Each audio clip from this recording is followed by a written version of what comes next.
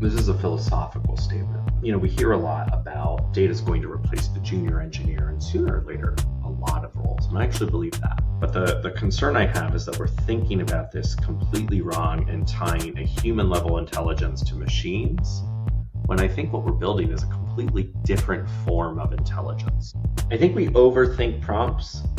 A lot of people will say, tell the AI bot to take on a persona, or tell the bot to do this.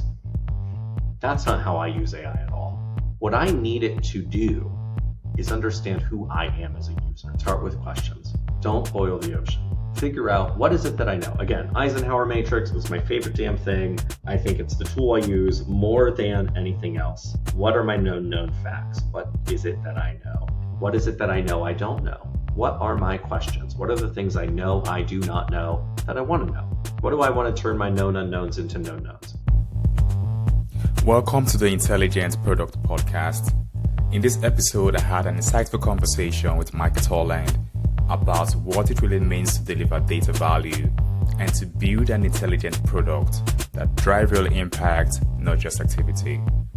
Michael also shared how his journey into data started not with expertise, but with curiosity, leading him to uncover a $450 million accounting issue by simply asking better questions. From there, we explored why most dashboards fail as a data product, why data is often seen as an afterthought, and how great data products drive not only insight, but also action and curiosity. We talked about building lean, thinking in constraints, and using tools like Cloud and OpenAI to prototype faster and learn quicker. So, if you care about building products that matter, especially on the data side, I hope you find this conversation insightful about data product strategy and the future of intelligent systems. Today's guest is Michael Toland, a senior product management consultant and a coach with TestDouble. He's worked across everything from mobile tech to enterprise systems and data platforms, working with clients from early stage startups to Fortune 15 companies.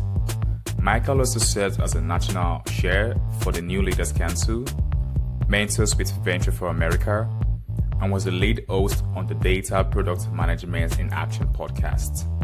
He brings a sharp product mind, deep experience in data, and a touch of humor from his blog, thinkingfiedproduct.com. We're glad to have Michael on the podcast. Thanks for joining us and helping us open the series in a strong conversation today. Let's rewind this a little bit. I'd like to understand, and if you can share, what first pulled you into the world of data? What was that first attraction into data? Yeah, I don't know if something was pulling me towards it versus pushing me into it. But I think it was probably the first big initiative that I got involved in. My background is non-technical, and I went from very, very frontline customer service sort of representative at a large wireless telco to working in-house in a finance org doing device testing for mobile products. And so really the first thing we would do is we would validate from a systems auditing perspective all the data on your device versus the network, and we could see all that data. That data in the network was then ran through our rating engine and then billed to you correctly. And so it was just looking through, and it was very manual, a lot of onerous network data records. And then from there, after a while, I would just ask a lot of questions, and I was insatiably curious. And I had a director at the time who, anytime someone was super curious, she would just push you into something else that she had a problem with and that she needed solved. And she loved curious people. So she actually had me go and work on this weird accounting nightmare. Now, I'm an English major by education. I'm an idiot. And so I had never taken an accounting course. I didn't understand systems accounting. I didn't understand what a T account was. And so she shipped me down to Orlando where our accounting team was and had me go through and understand the high level processes of accounting and how a specific clearing account worked. And what I ended up doing was getting really fascinated in how system processes actually write journal entries that you could actually utilize to figure out where system errors were. And all of that data in accounting is actually a really interesting and useful place to figure out where system issues happen.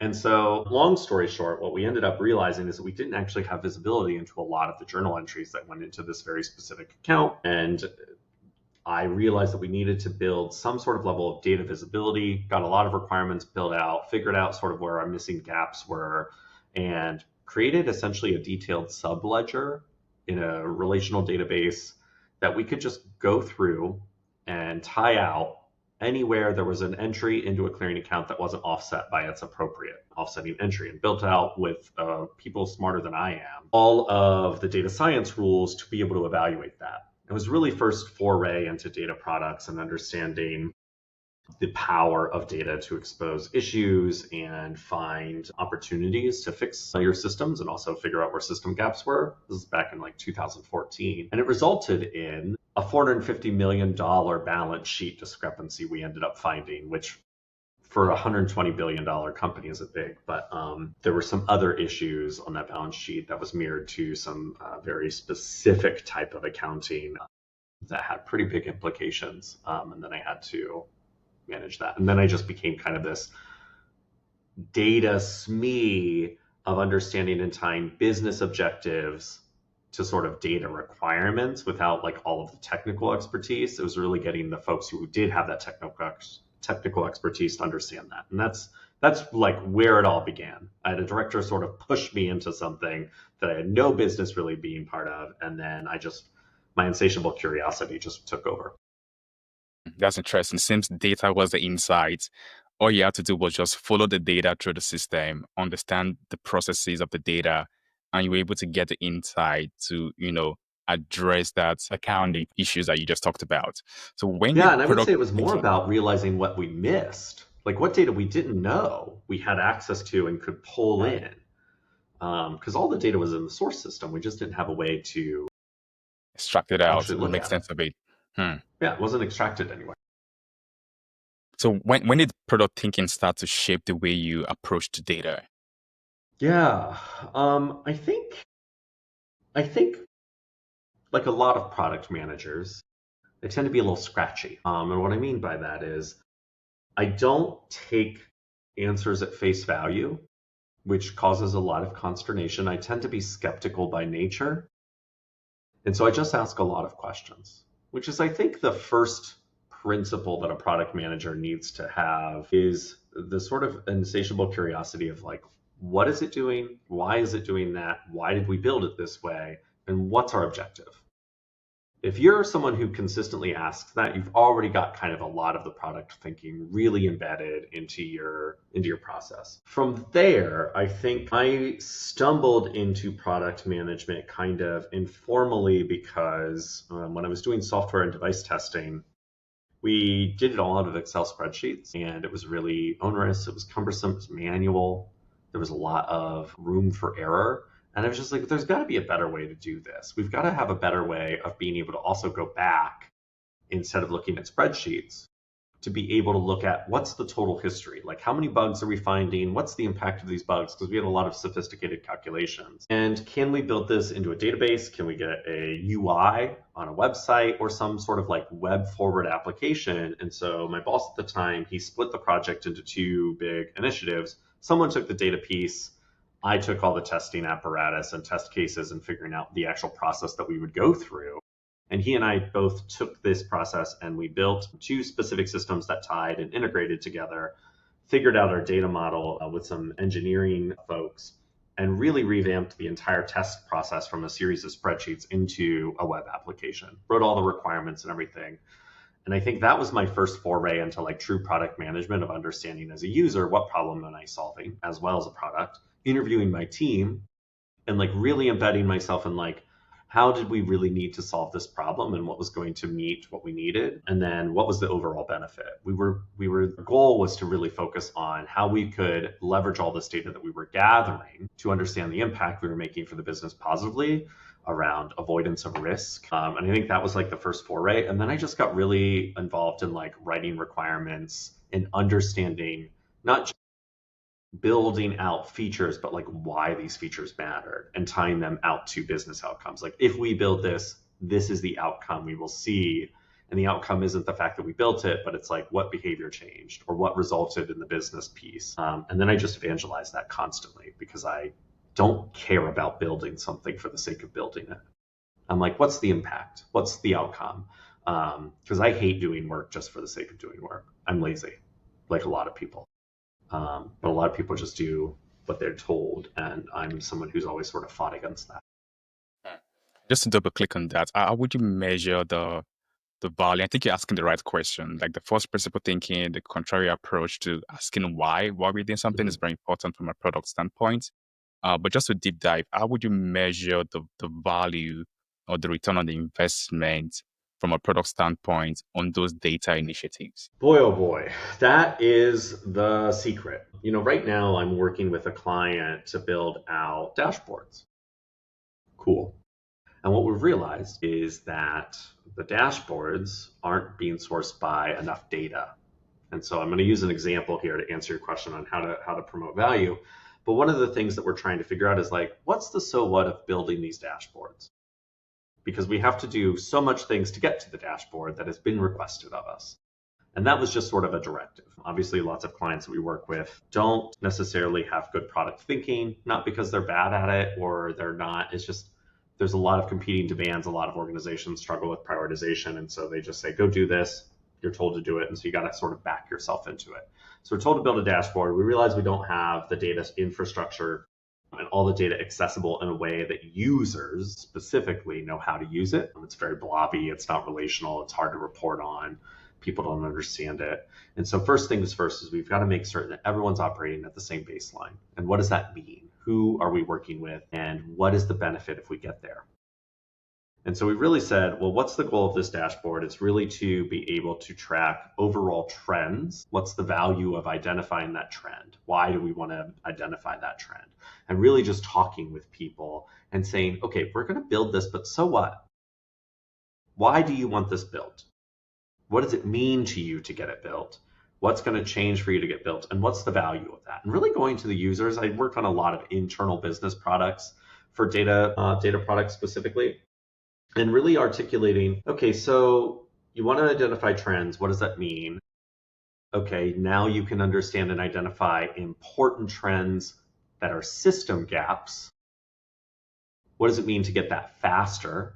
What does it mean to be able to address system issues faster? And what's the average cost? Like stupid wild guesses at this point of just being able to understand what is the current cost of the delay or the time and the inefficiency. Like how much is it actually costing the business to go and do this investigation manually, as opposed to having something aggregated that helps point them in the right direction? And then what's the ideal state that they're looking for, and how reasonable of an advancement can we make towards that ideal state? It's a lot of soft, fuzzy math informed by sort of what the current state is, what is our vision, and how reasonable do we think we can get to that vision, and just plugging in some numbers and where we think that is. So we'll have hard, tangible things like what's the cost of an average ticket to get worked? How many tickets do we get? How quickly can we identify that these issues or how big an individual ticket might be upon a universe of customers within a same pool? And how long does that take? How many man hours? What's the labor? And we're just asking a lot of random questions. And as we ask those questions, we figure out what are the variables by which we care more, we weigh more importance about. Because we can't like measure every single thing in most organizations, and you don't need to. Labor costs, time, those are the big peak components that executives tend to care about. And so figure out your baseline, figure out those sort of current costs. Make a bet about how much you can reduce those costs.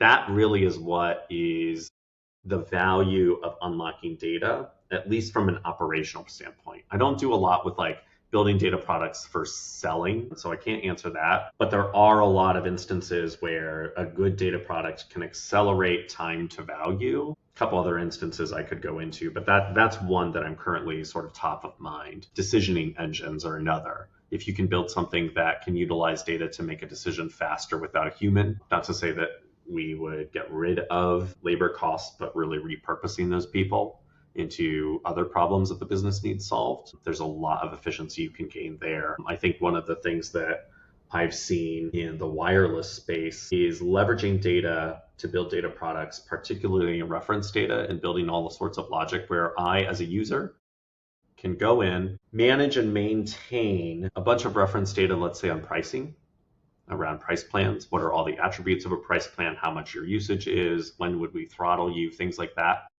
I know of a telecom that can, from inception of an idea of a price plan, because their data and their reference data UI is so good, deploy the price plan end to end in 2 weeks. Full rating, full marketing capabilities, everything can be deployed within 2 weeks if they want to. That speaks to data quality there. Yeah, it's incredible. I mean, it is a really, really robust system. They're trying to migrate it. I'm very concerned that, like, why would you migrate from the system? It's working. Like, what is the benefit you're going to get by migrating out of this? And that's always the other piece is like, if you have a data platform and you want to migrate out of it, that's really expensive. You better hope that your intensive capital investment of that is going to exceed, or the benefits you're going to get from that exceed your capital investment, because often it doesn't. And just to extend that and just to level set the conversation, what do you see as a data product, and taking it into artificial intelligence, intelligent products? What is the importance of having the right data, the right system that feed into decision engine, machine learning models, intelligent products in general?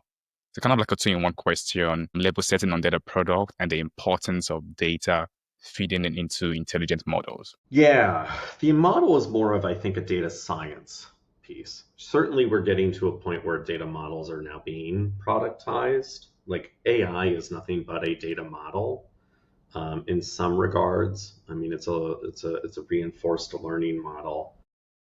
It's basically a word calculator that's really, really complex and smart. I mean, I'm dumbing it down to the simplest that my puny brain can understand it. But at its core, to me, a data product is some sort of data that's fit for use.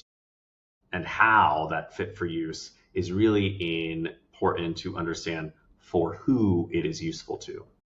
So I could just create a table that could be a data product depending on how it's used and for whom it's used and what value it provides the business. For instance, that subledger for an accounting issue I built was a data product. It allowed the accounting team to find all of their missing entries, confidently and auditably defend their missing entries through manual entries that they would have, and then identify system gaps. That's a data product. It's got clear, tangible outcomes for the business. Another might be a decisioning engine, right? Another might be a dashboard, although I'm less inclined to think of a dashboard as a data product unless it's delivering real business value and outcome. And then there's the concept, particularly in healthcare data, how you can aggregate data together from disparate data sources to across a common identifier to build something like potentially a longitudinal patient study and be able to sell that. That's really valuable, right? And so there's a lot of different ways you can call a data product a data product.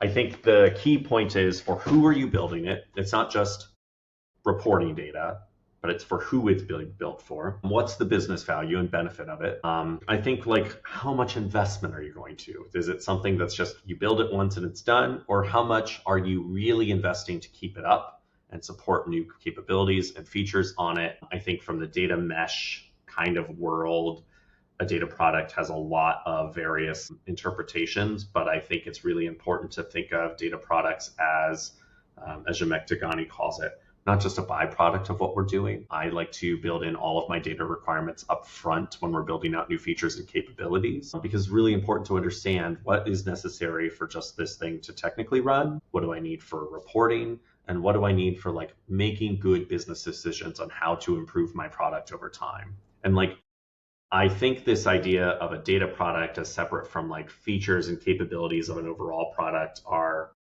probably missing the mark in some regards. Like, they're very integrated and tied together. And what I do with a data product at the end of it, or how I take all of that foundational data that I'm generating from maybe the customer or internal business processes and products that I'm building, what's useful about that? And how do I actually extract value from it? So that's one. On the artificial intelligence side, AI is really great. Garbage in, garbage out, that fun rule with any sort of data model.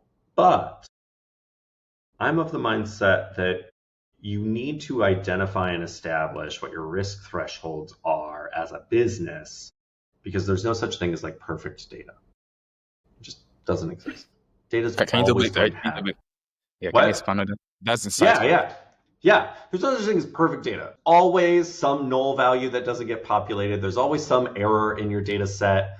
Like data scientists are constantly having to clean and massage data whenever they're looking through to make internal reports. And part of that's just the nature of business.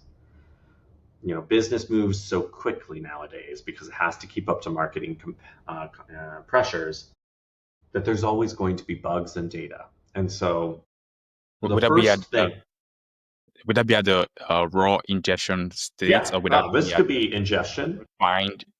Yeah, Okay. like it could be ingestion, right? So there's lots of different steps. There's ingestion, there's processing, there's storage, there's the translation of that data, how I store it. There's lots of different things we create bugs. Like just for instance, if I were to ask you to tell me the city and state you live in, and you live in Philadelphia, and I make it a free form text that doesn't automatically like correct your spelling, I might get 50 different spellings of Philadelphia. Cool. For a business, up front, one of the most important things I think is important to identify is how much data quality is good enough in order for me to be able to make a decision. It could be 60%. I mean, in the product world, we're constantly operating in ambiguity. And you don't want too much ambiguity in your data. And like typically a good data quality is like 95 to 98% within reason. Because if I'm tying into artificial intelligence a data set that's relatively that accurate, and I know where the inaccuracies are, and I can kind of train it to prune those out, which is basically what a data scientist does when they're doing analysis, I don't need perfect data. I need good enough data such that I can build in the rules that this thing can prune out some of those outliers. Maybe it's going to not be 100% accurate even after that point, but I don't need it to be. I need it to be reasonably accurate to give me a signal on whether or not I'm making the right decision. So that's for like algorithms, machine learning, yada, yada. When we get into sort of this like LLM world and artificial intelligence, I haven't had the opportunity to do as much with it, but I've got a lot of thoughts on it, which is, I think that we're probably, how do I want to say this? There's a lot of different philosophical things I think about the sort of like general buzz term of AI in regards to LLMs, but I'll say this. An LLM that also has the ability to code, do its own sort of data science based on some specific questions, what it really needs is a solid data dictionary and data governance to understand, first of all, because it's a language model. It needs the context of what this data means. Then it needs to know what are the rules for things that I should know as errors. So here's a happy row. Here's an example of a bad row. Reinforce that, get it some reinforcement learning, but it doesn't take a lot. I mean, honestly, data in a table is yada, yada. Blob storage is a little bit different, but I'm going to use some simple examples of just a relational database row because that's easy for a lot of folks to understand. Is like, what would I look for in a specific cell that's an error that I know that is probably garbage and maybe bad data or maybe test data, blah, blah, blah. Test data makes it into production databases all the time. And then run my model off that. Ask questions about that data now that it's been pruned, may have some level of RAG involved in it such that it understands that it's only pulling from the data sets that I've told it to. I think that's really the important piece for an organization to get right, is understanding how good of data quality it needs, how much knowledge it can put into this AI, LLM, if we're talking that specific route, so that it knows what to avoid and what a bad representation in that data set is. And frankly, it's going to give you pretty good accuracy. And then the other thing is, how accurate do you need? 80% accuracy for making a hypothesis business decision that's not financial, but more future focused, directional, market signaling is pretty good. That's more than what we've had in the past as product management folk who are trying to figure out what the future can look like and what the art of the possible is. When usually we're operating at like 50% accurate data and understanding of the future. This gets us a bit closer. When it comes to financial and stuff, obviously that's going to need a lot more strict accuracy. requirements, blah, blah, blah, but like it really depends on the context. And I think that's one thing that folks tend to miss out on. That's interesting. I always find it very powerful when abstract data becomes something very real, something you can actually shape and show and have your end users or your stakeholders or your customer very excited. All right, so let's talk about playbooks. How do you personally decide what data product or solution to build next? Do you have a framework or method that guides that decision, like prioritization? Yeah. I'm really bad at playbooks and really bad at following a framework consistently. It's more of, for me, a set of principles. What's the customer problem? What's the business need to solve that customer problem, and how do they intersect? And then I'm a fan of really, really simple Eisenhower grids. What things do I know that I know? It's facts. What are the things that I know I don't know? All of the questions that I need to answer in order to figure out what's the right thing to build. What are all the things that I know and I'm not certain how I know them, but I feel like that seems right. All of my assumptions, right? How do I move those and identify those as facts and validate them? It's no different than any other product. And so when it comes to data, it's really, okay, what data do I need? Why do I need this data? What data do I know I already have and where is it stored? And how do I know that's the data I need? Answering those questions are like foundational. Again, that's really what it is. And then I just go and interview people. What's our goal here? What is our objective? What behavior do we hope changes as a result of building X, Y, and Z? Again, for these dashboards, it is, we want to be able to resolve tickets faster. Well, how much faster? Faster. Okay, let's say 60% faster. People are like, that seems so much faster. Great. What if we make it 35% of the way there? We're over halfway to that goal of 60. It's better than where we were. Throw a number out. That's always my thing, is like, throw out an ostentatious number and give people something to be like recoil against. And be like, that seems too aggressive. Great. That's probably the right metric. So long as they're like, that's impossible, or they're not, or they avoid like this sort of, that's impossible. If they're like, ooh, that seems really aggressive. Great. That's the right number. You don't think it's impossible. You think it's aggressive. We don't have to get 100% of the way there. And that's the other thing I'm always training leaders on. Going back to this dashboard, it is, how quickly can we identify a root cause issue? How quickly can we identify trends? And then can we, as a result of identifying those two, look into the future and say, here's all the sort of fallout or issues that we have. We expect to reduce it by 75%. Build in your business goals. It will inform what and how you build. And like frameworks and methods or like systems, to me, it's really situational depending on what you build. And there's all sorts of different data products you can build. And so I try to avoid falling into the trap of like, there's one sort of framework that I tend to use. An Eisenhower Matrix is where I start almost every single time, and a lot of interviews, lots of them. And now, like, I will say what an LLM model for AI has really helped me do is consolidate all those interviews, boil them down, and draw out the key common insights across them, rather than for me having to think on all of them. The benefit I have is I've performed these interviews, I plug them in, and I can validate, yeah, that seems right. I do recall this. And then it's always finding like insights that I didn't even think about connecting through, especially when I'm asking a context. And then I have like a nice rag that I can go and ask like, hey, is this seeming to pop up in the interviews? How often? How many interviews did this kind of a problem pop up? And so like really doing that. But when it comes to frameworks, I mean, I don't really have any. It's like the jobs to be done framework is really good. Is this the right thing to solve the problem that the user wants? There's not like some magic bullet here outside of just having some good product sense and being able to answer the common questions, and then really trusting that once you identify what needs to happen and what are my business outcomes, trust your engineers to build the right thing. Don't dictate solutions to them. I never want to dictate a solution. It's not my thing. I'll co-create a solution with my engineers, but they're smarter than me. I'm not like some technical expert. They're going to tell me, we want to do it like this because of X, Y, and Z, and here's why. And I might ask some questions and push back, but I'm never the solutions person. It's very, very rare that I, as the product person, am dictating solutions. I never think that's the right way to go. It's co-creating. It's me asking a lot of questions, informing folks. This is the job that the user wants done or the business needs to have as a product result. It's your job to figure out the right thing to build. And sometimes I think product managers overemphasize on their own intellect and ego to like drive the solution. For me, that's not. I know what my limitations are. I'm really good at framing a problem, figuring out the business goals, tying those together, letting the engineers and people that we've hired to have that expertise build out the solution. I like that. So you framed it, you try to understand what the business is trying to solve, properly frame it down, break it down, ensuring that the engineers understand that, and you can co-create or collaborate on how they can solve the problem. Yeah, I know enough to ask questions to call bullshit and be dangerous.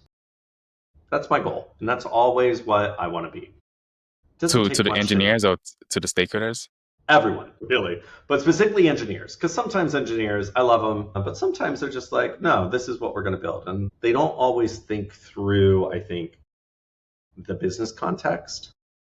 And so a lot of times what I'm ended up doing is like, is that overkill for what we need to do? How can we do this with less? Which is always something that engineers don't like, right? I think constraint breeds creativity.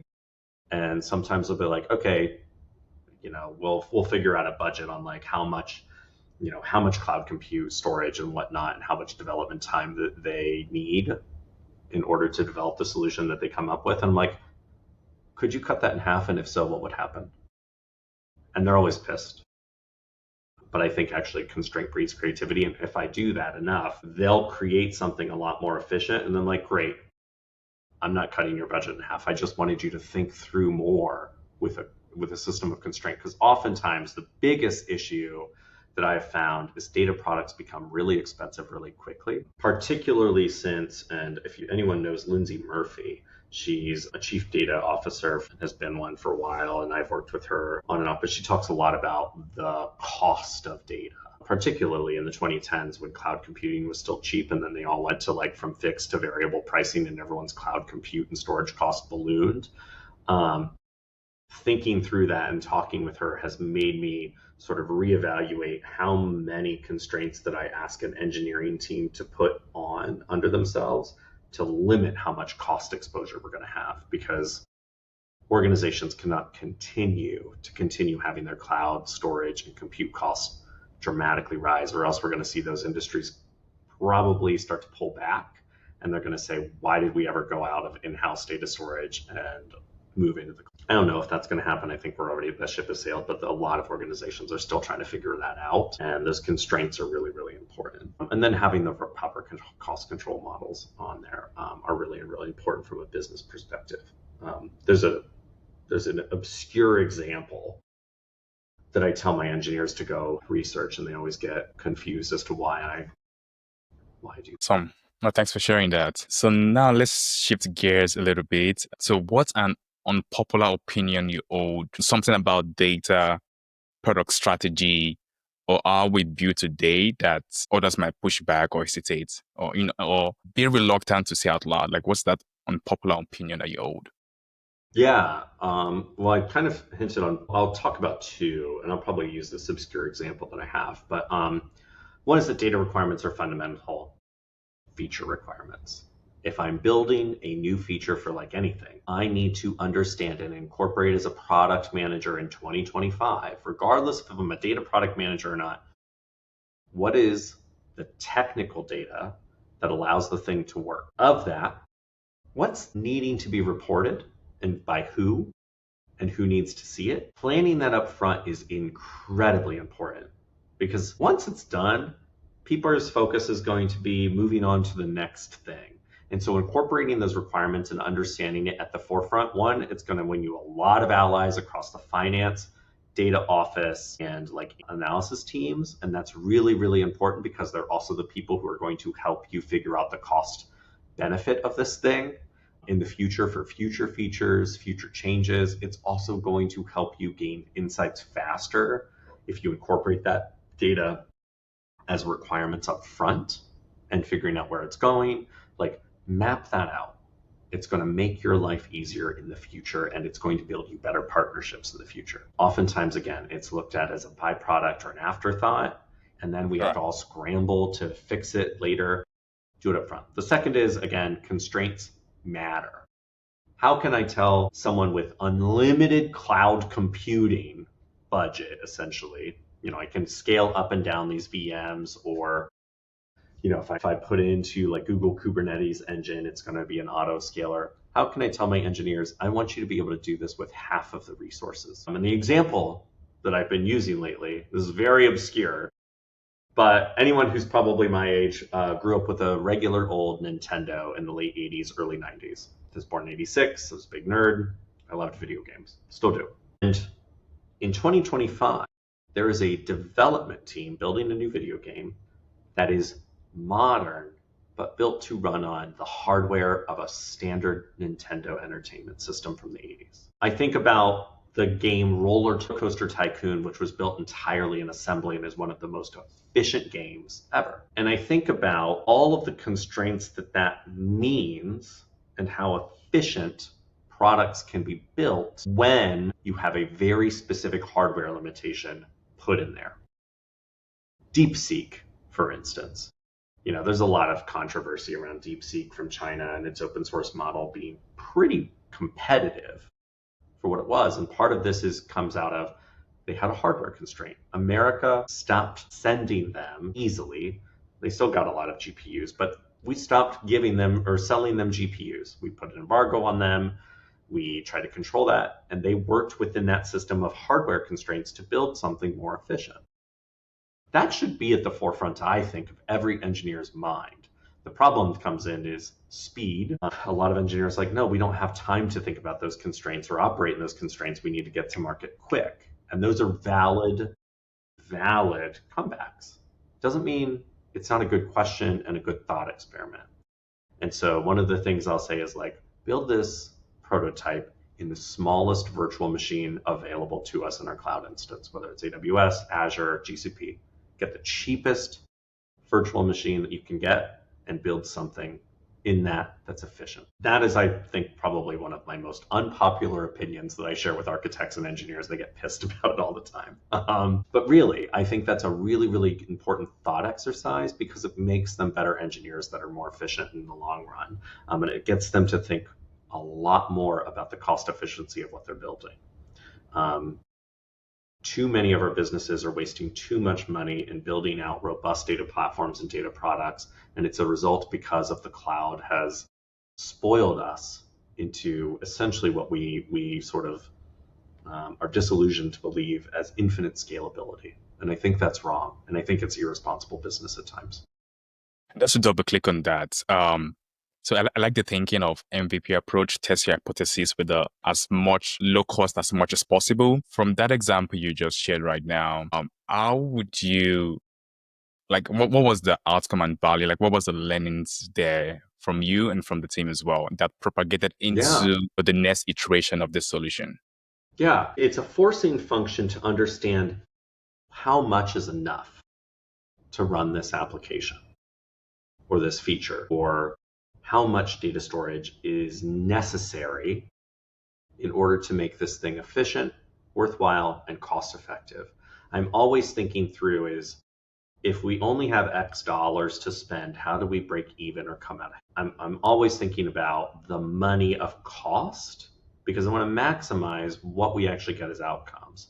Because it's one thing if I accelerate my business value by I can now reduce my time to insights for root cause analysis of an issue by 50%. That's great. But what if it took me $1 billion to do it? That's not great. And that's a really extreme thing, but that's really at the forefront of what I care about, is not wasting resources and focusing people on maximizing their efficiency and building something small. Like, I think our engineers often are over-architecting things, frankly. And I understand why. There's a lot of access to tooling, resources, capabilities. The cloud has opened us up to so much more, but that doesn't mean we need to use it all the time for everything. And I think that's a really, really valuable lesson. I think a principle near and dear to me that I consider a value is restraint. And I think that is important in product thinking from a focus, restraining your focus to one or two things and laser focusing on it until you realize it is the right idea or it's the wrong idea, and then quickly pivoting. The restraint of how we spend our resources, how many people we need. The more we can restrain ourselves from some of our worst impulses to just push, and spend, and without thinking, I think that's really, really important and valuable to maximizing the benefits we achieve. I'm a big fan of that thinking as well. They say necessity is the mother of invention, right? From a product, you have to validate the product fits, validate your hypotheses, and then iteratively begin to build as you get that feedback, right? Yeah. Just jumping into the ocean and just having a large, cost for something not validated seems to be very risky. And I'll tell them, here's what I can access on a cloud instance how much the cheapest VM is to run. And they say, go build your prototype on that. And like, we could possibly. It's got like 2 kilobytes of RAM, being facetious here. But I'm like, okay, well, we used to build entire length video games and like what was it? Like 32 kilobytes of RAM. And they were really great and really feature focused. If anyone's ever played XCOM, it's an old game from the 90s. I mean, it had some of the best, coolest AI at the time on like how the little robots in that game would operate. And like, it's something that I'm always sort of instilling in an engineering team is you don't need a lot of compute power and resources to do some of the things you want to do. When we get to AI and machine learning, yeah. And that's really important for data products. But even then, we've seen with DeepSeek, we've seen with other instances, we can build more efficient models if we just take some time to think through our constraints and use some thought experiments to put in real constraints that force us into some out of the box thinking. I'm trapped in this little box of hardware. How can I think outside of that box in order to make that hardware work for me? And data products specifically, I think it's really, really important because, again, we balloon our data budgets often when we probably don't need to. Thanks for sharing that. So based on all that you've shared so far, if you could go back to the beginning of your journey, what data products, what will you do differently from all that you've shared, from all that you've learned so far?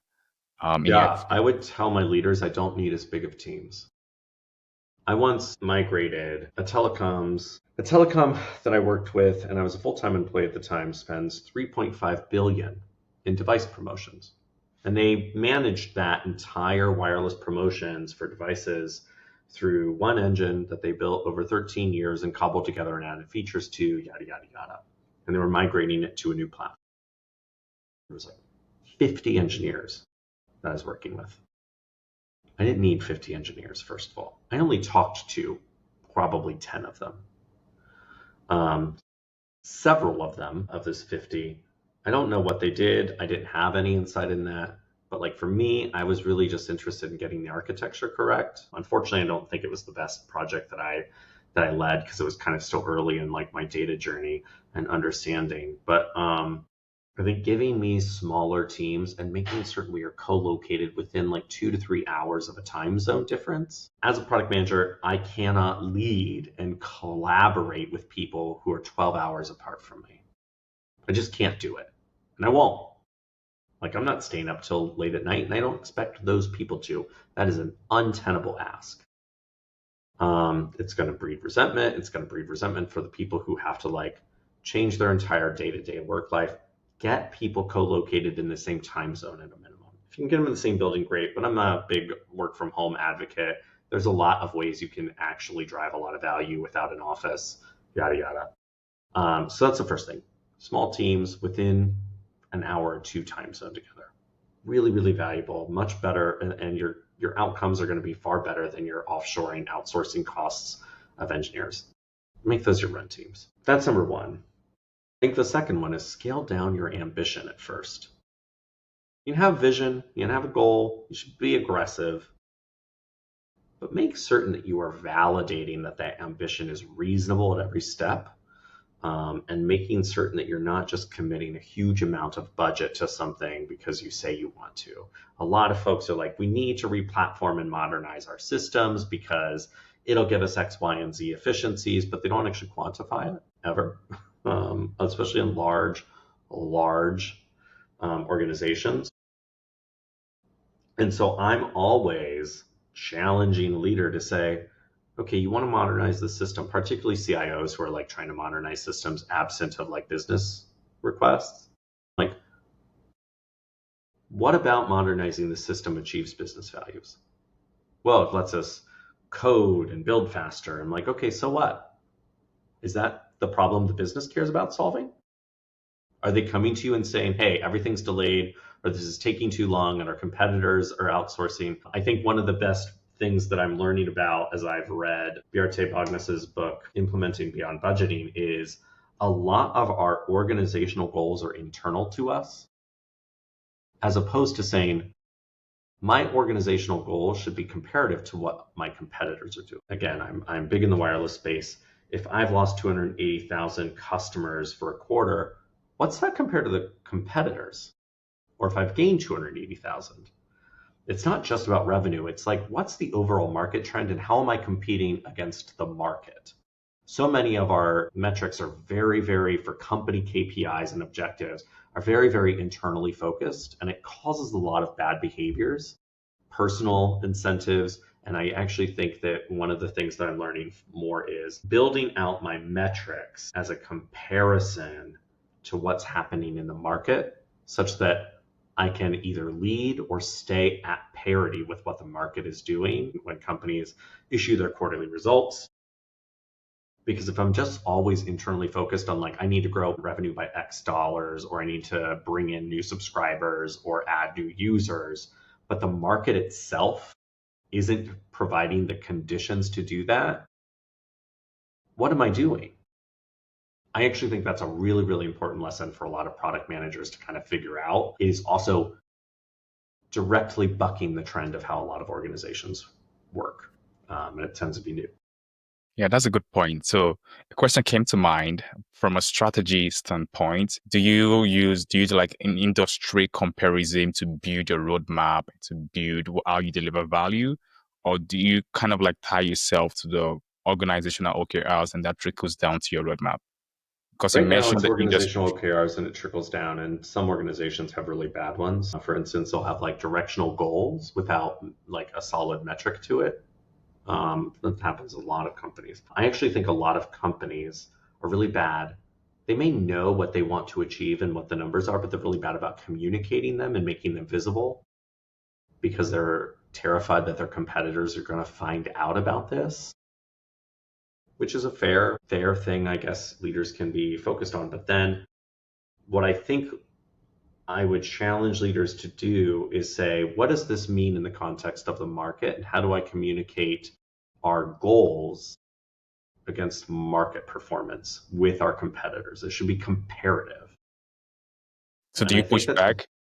all the time. Oh my gosh, I constantly push back and I constantly lose. I constantly am losing.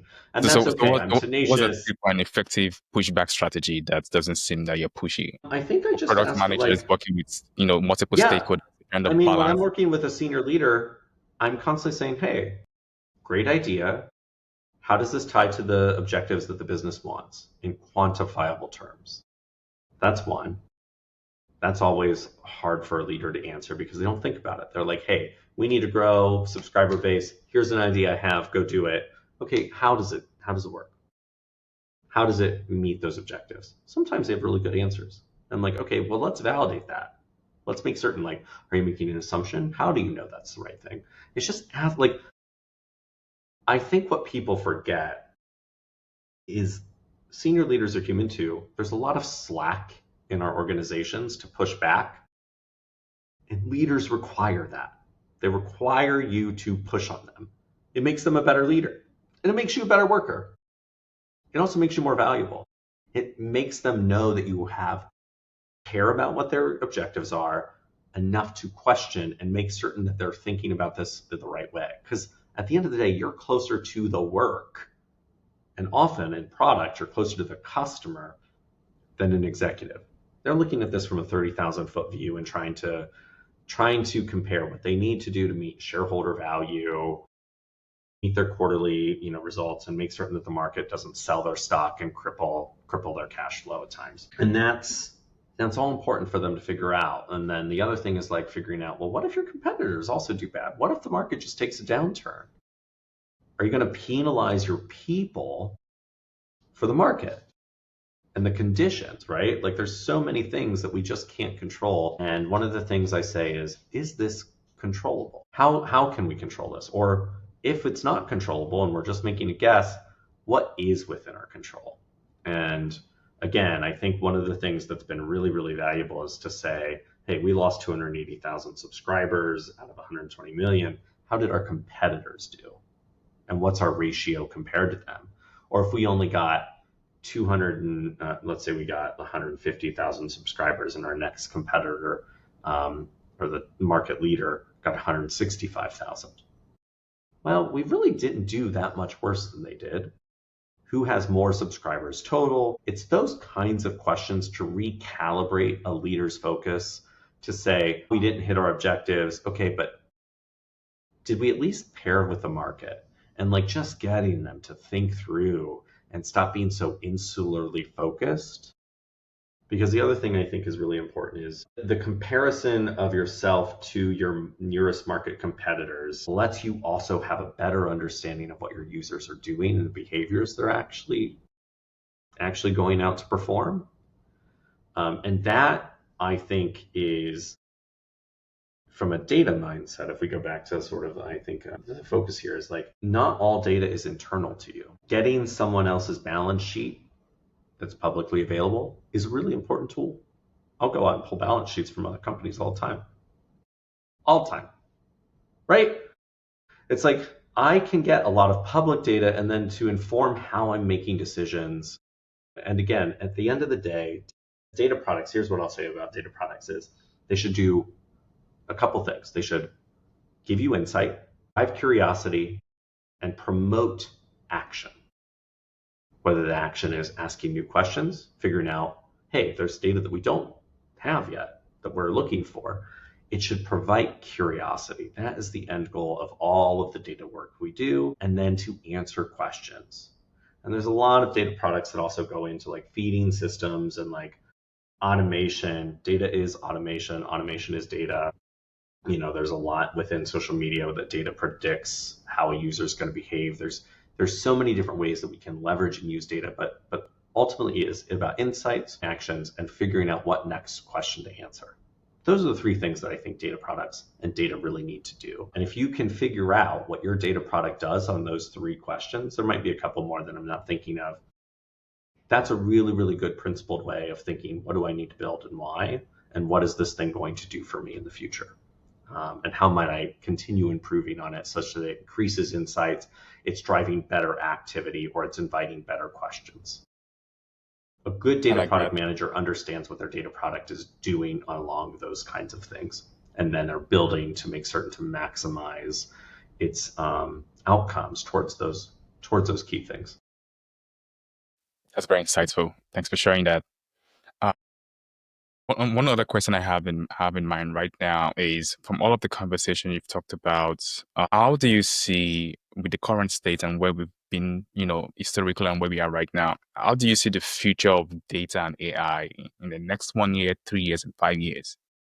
How should one be thinking about data product management in the coming years? This is a philosophical statement. We hear a lot about data is going to replace the junior engineer, and sooner or later, a lot of roles. And I actually believe that. And I think, though, the part that I think we have a blind spot for is we continue prescribing to artificial intelligence and all these models a sense of trying to figure out AGI that is human intelligence level. And I think that is a huge human level bias. I don't know, it's less than the thought, it's more, I don't know if as we get to these future models and future efficiencies and figuring out what the folks and geniuses at Anthropic and Google and OpenAI are going to do next.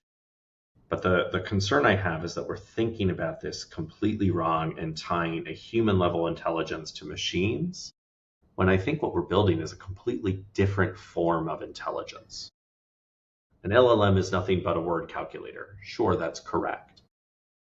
And I have a very, very good friend who works in alignment at one of the big AI companies that folks, he publishes a lot of research papers, good friend. His wife and I got into a conversation and she asked me, how do you think it does it? And do you think it's different than what we do as people, how we form language? And I was like, well, if I think about this and remove and abstract myself as a person from this, what is language and how do we communicate other than figuring out the next best word in order to convey meaning to someone else? I don't think an LLM is doing anything that's novel that the brain doesn't do. It's just doing it in a different way. I think we've got to really remove our human bias when we're thinking about machine level intelligence, artificial general intelligence, and really focus on the artificial side of it and what that means, as opposed to constantly comparing it to like a human-like intelligence. I think that's a bias. I think it's a blind spot. And I think that if folks aren't thinking about these things differently, they're going to be caught flat-footed. You're definitely going to lose your job if you're an engineer and you're not thinking in that regard. It's not there to replace you as a human, although it will. I mean, don't get me wrong. I mean, I can build prototypes now without an engineer that's clickable and workable, hand it to an engineer who's going to make certain like, hey, all of this stuff. But like, we're not more than 3 to 5 years out to where like mid-level engineers, I think, are going to have a hard time finding a job. It's commodification of a skill set, of an art form of engineering. That's my biggest concern. And like, how are we going to, from a society standpoint, I think a lot about the socio impacts of that. But I think that's the big blind spot, is we continue to focus that we're waiting for a human-like intelligence to arrive. And I think that that's a insidious bias about being human. And I think that there is a sense that the intelligence that we're building is artificial and different than what it means to have a human-like intelligence. And if we continue sort of indexing on that, it's going to be a problem.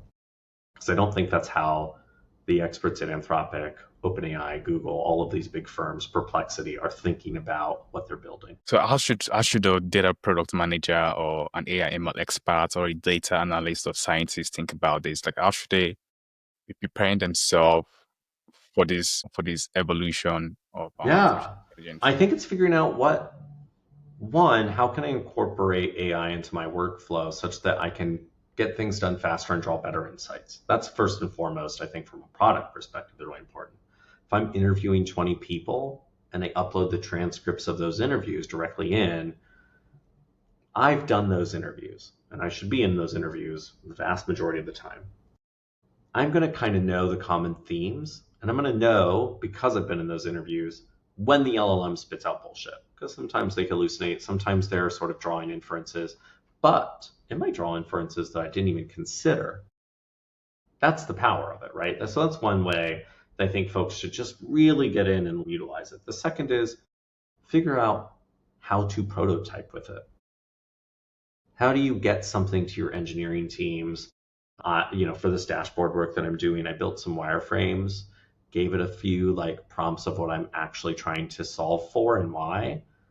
And then I was like, build me an SVG diagram. And then I realized, what if I had this build me a React prototype? And it built it incredibly. Is it 100% right? No. But directionally, it gives folks something to sort of tangibly latch on to. Now, my concern is that what if this is exactly what some engineers will develop hand over fist, and I don't want them to do that. And so I'm constantly saying, don't develop exactly what this is, but use it as sort of a guide, a mechanism to inform what you're building. And I think the last thing I'll say is for engineers who are responsible for figuring out agentic flows, I think one of the things that folks are doing is trying to put an end-to-end value stream within one agent. I think that's the wrong way to think about agents. The way I think about it, if I'm building out agents that I want to build as software development teams, like a team of AI agentic software developers, I could do that. But now I need to make certain someone's responsible for like the initial coding of requirements.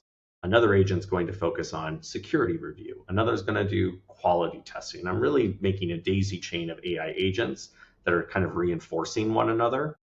If I have like a process, I should create a string of AI agents to do a very specific step of that process. You know, one of the things I think about software development, and I wrote a blog post about this, is a lot of leaders, and especially people who don't understand the art of software engineering, view it as an assembly line. The engineer is just a cog in the machine to deliver the product. I think that metaphor is wrong. I think what an engineer does is builds the assembly line to produce a consistent result as a result of the code they built. They're not part of the assembly line, they're building the assembly line. The assembly line is the code itself that they're writing. And I think this idea, an abstract sort of mental model that people don't even realize they have from an industrialization sort of model that's been beat into us, is that engineers are just cogs or machines on an assembly line, when really they are the people who are designing and building the assembly line such that we get repetitive, consistent, good quality outcomes in the products of software that we're building. How do we then, I think what AI agents are becoming now is to replace those software engineers as sort of like machines that build machines. And that's sort of where I'm thinking a lot philosophically about, because I'm someone who will think deeply on a subject and then figure out what's the practical implication of this now, and how can I implement this in a way that seems ethical, meets business objectives, and also like accelerates what we need to get done. I am worried though. I'm very, very, very worried that it is going to require a massive shift in how teams and talents are structured. And I don't know the answer to that yet, but I'm very, very concerned that a lot of software engineers who are in school now, getting undergraduate degrees from the past 3 years and probably into the next year, are going to be unequipped to handle the future. And it's devastating. We as a society really need to figure that out. I think you mentioned some key skills there. I had evaluation from your first point, ability to evaluate, the results of a model, reinforce the right data and the right input into the model. I had prototyping as well, ability to use those tools. You have an idea, conceptualize the idea with these tools to create prototypes that you can use to validate what you're thinking. And also I had Just about prototype tools. to the user. Right. Let the user see Yes. the prototype. Yep. And your customers as well. Yeah. Validate, get that feedback and iterate as well. Also, you mentioned something about tools, learning the tools as well, understanding the tools, learning them and using them right now, right? Don't be ignorant about this AI move. It's going to happen eventually, but be on top of it, learn to use these tools, and, have this as part of the tools, skills under your belt. Awesome. Thanks for sharing that. I think one last question before I go to the closing question would be, what are the tools you're using right now, the AI tools you're currently exploring and thinking about, or you're using in your day-to-day as well to have that productivity gain in what you do? Yeah, so it depends on my client and what AI tools they have. But for my own personal use cases, I use a lot. I use Claude, I use OpenAI's, ChatGPT, I use Google Gemini as the big three. I love Perplexity. Like, I think it might replace my Google search. It's that good. I have found myself in the Perplexity app going to it first as opposed to Google. And I didn't think that I was going to do that about 6 to 8 months ago. My habits have completely shifted, which is crazy to me. So this is like just one. And then I think each one kind of has its own flavor. I think Claude by far is your best writing assistant you can have. So if you're a product manager who is writing like a product brief, throw it in Claude, tell it some things. Don't just spit it in and say, hey, make this better. Ask questions, collaborate with it. I'm never one to do like 0 to few shot prompting. I'm like 0 to like 40 prompts, edits, and using it as a collaborative tool all the time. Prototyping, obviously, I use Claude. I use Gemini. Gemini is actually really good at creating React prototypes if I'm building like a web-based platform. I have recently gone into using the Claude desktop version in connection with Obsidian, the sort of personal knowledge management based tool, through an MCP server connection. I don't know exactly all this stuff what it means, but like I've figured it out and used it. it has accelerated my ability to create notes and organize my Obsidian to an absurd degree. And now I'm also like a freelance sort of like hobby writer at times. I went to school for poetry and sort of my hobby as well. I've got lots of them. But like it's accelerated my ability to just organize all of the stuff that I'm writing about or building out its own unique templates within Obsidian that I couldn't even have. It would take me like a week to figure out and learn all of it, and it just builds it for me, and I just like use it. That's really powerful, and it's such an unlock. I think the MCP server sort of integrations that we're seeing more and more with AI is something that I want to learn more and more about. It's incredible. And then deep research, if you're going out and like doing your own sort of research in the market, like start using AI, get some deep research in, give it a good prompt to tell it the type of resource you want, or feed it white papers that maybe you don't have the time to read, but you want to digest and like get across different publishers of those white papers or case studies. And then I think I built a lot of like custom gems, Claude projects, custom GPTs for very, very specific use cases. I sit on a national nonprofit board, and so I threw a quick custom project together that evaluates our nonprofit bylaws against best practices from different nonprofit resources. And then I have it constantly after every conversation of like, what about your instruction set? It would be helpful to make certain that I take the sort of context of this conversation into perpetuity forward. And it'll just revise its own instruction set. I might make a couple tweaks here and there, but it's incredible. So like, I think the most important thing is to use it regularly and iterate on your own use cases consistently. If you're building a project, ask it, how might I make this project better based on this conversation that I just had within the context of this project?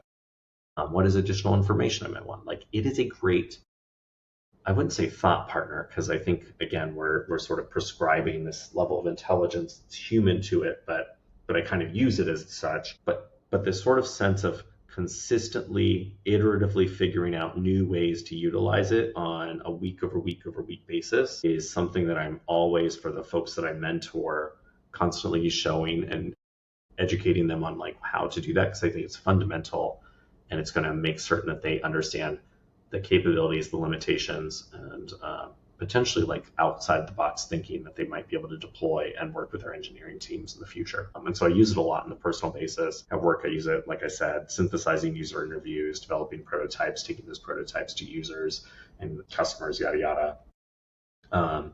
Because it just helps me unlock insights faster. And then I use it for transcripts and notes. I don't take any notes anymore. I just get a transcript, dump it in there, boom.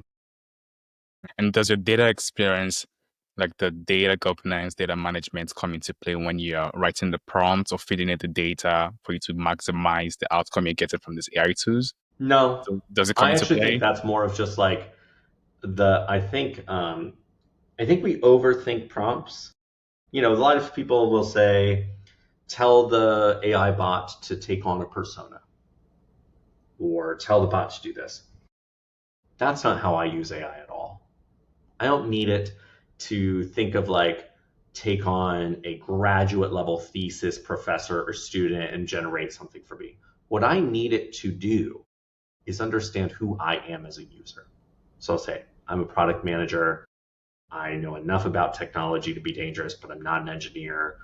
I know enough about SQL to write some simple SQL statements, but I'm not like some sophisticated advanced user. Given this is who I am, explain these things and concepts that will make sense to me, such that then I am able to take that information. I trust my own ability to make inferences. I ask it a lot of additional questions of context once it understands the type and way I think about things. And that's, I think, a better way of using AI, because I'm not a graduate level researcher. So why would I want to read graduate level research? That's not how I think about the world. I'm a business-minded product manager. I know enough about data to be dangerous. I know what I want data to do. It needs to respond to me in a way that's going to connect and resonate to me. Just like when you're communicating with an executive as a product manager or a stakeholder, you need to know how to communicate with them.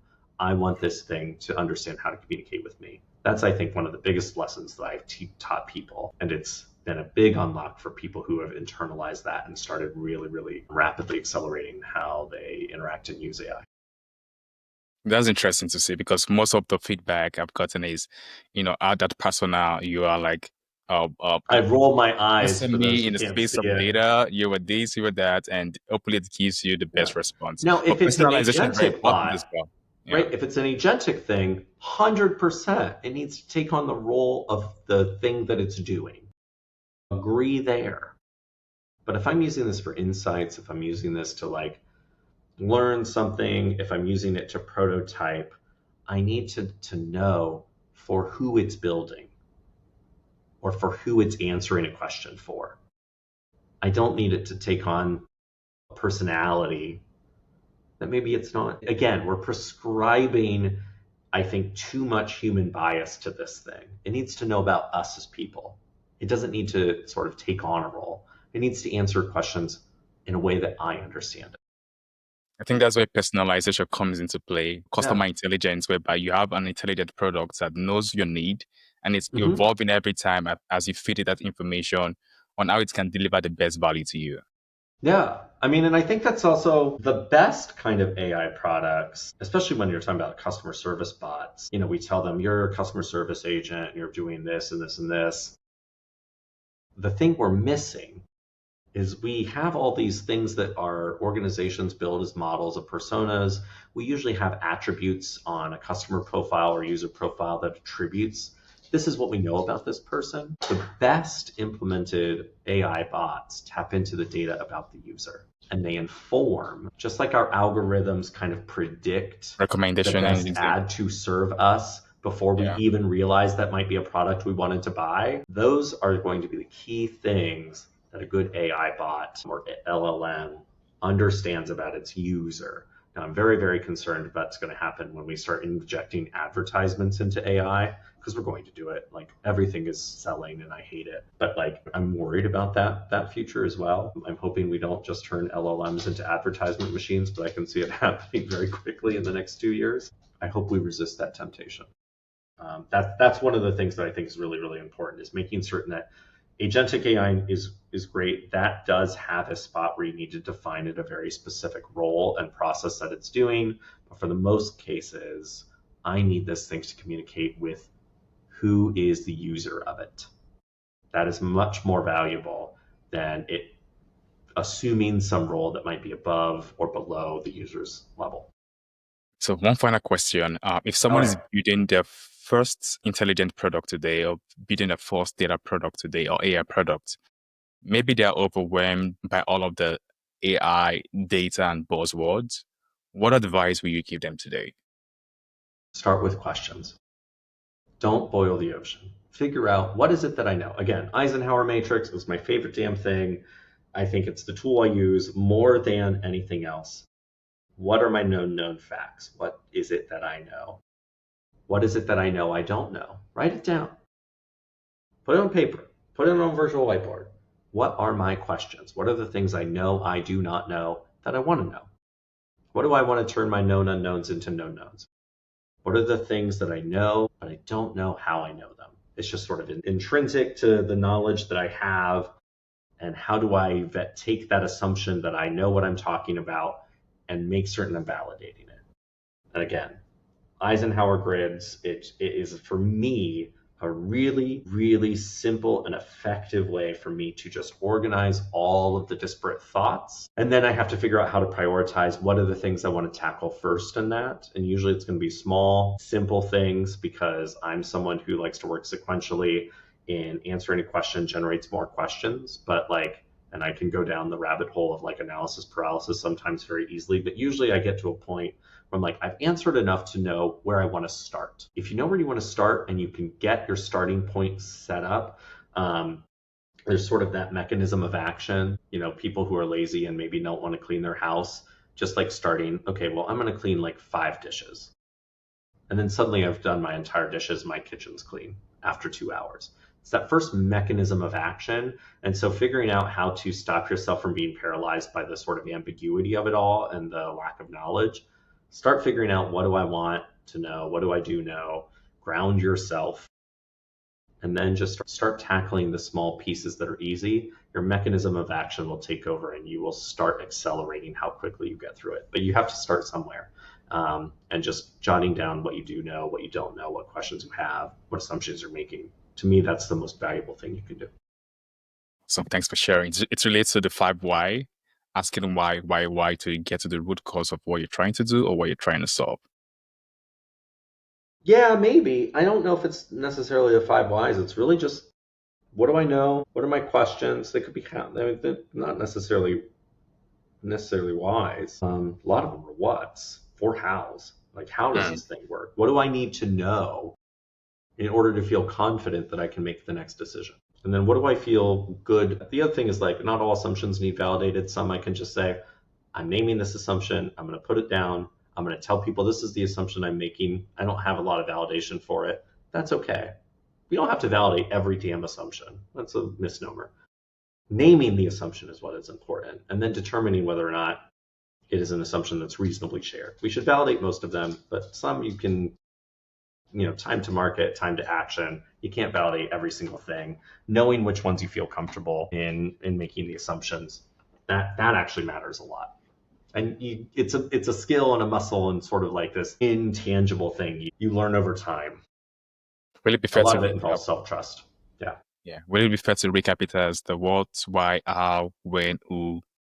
Would that be what fits into your Eisenhower Matrix? No, I think it's just really, what are my facts? What general questions do I have? And what are things that I think I know, but I'm not certain why or how I know them? That's it. That's simple. And then I got risks out there. Yeah, it's so simple. Like, known knowns versus known unknowns, yada, yada. Like, Eisenhower grid, boom, done. That's my starting point on almost everything. Yeah, don't overcomplicate it. Start simple, and then you can expand. And it's a simple framework, and it unlocks, for me anyway, a lot. There's I love the jobs to be done framework. People, I think, overcomplicate it. I think it's not. If you read up on it and you can intuit it pretty quickly, it's not so bad. Awesome. This has been such an insightful conversation, Michael. Thanks for your time and the valuable insights you've shared. Where can people follow your work or get in touch with you? Oh my gosh, lots of places. I'm a consultant at Test Double, so you can reach out to me there at michael.toland at testdouble.com. I also write for our blog. I've got a fun little satire blog called dignifiedproduct.com. I haven't updated it in a while, but I've got some things that have pissed me off lately, so expect some updates lately. And then LinkedIn. If you've got any questions, feel free to reach out and connect with me on LinkedIn. I'm usually because I've worked in the mobile space, I'm very, very well at managing all my phone notifications and managing them. I switch tasks and context decently well because of that. So that's how you can get a hold of me. Awesome. Thanks again for joining us. And to everyone listening, this is Intelligent Products, and see you next time. Bye for now. Thank you for listening. If you enjoyed this episode, please give us a like, share, and subscribe. And don't forget to visit intelligentproducts.io to learn more and stay connected.